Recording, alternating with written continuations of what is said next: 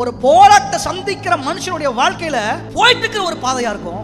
மனசு சொல்லும் இதான் வழி அப்படின்னு ஒரு வழியை என் விரக்தியில நான் எடுப்பேன். தாங்க முடியல ஒரு அவமானம். யோசேப்புக்கு பிரச்சனை டீல் பண்ணவே முடியல.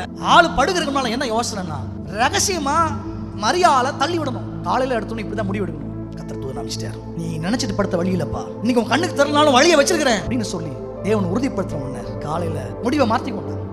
தேவனை பணிந்து கொள்ளணும்னு சாஸ்திரிங்க வந்தாங்களே இந்த கூட்டத்துக்கு, ஏதாவது சொல்லி அனுப்பிச்சா நீ போயிட்டு இந்த வழியில வா, இந்த வழியில வா. நைட் என்ன வழி யோசிக்கிறானோ அது காலையில அவன் கமிட் பண்ண போற வழி.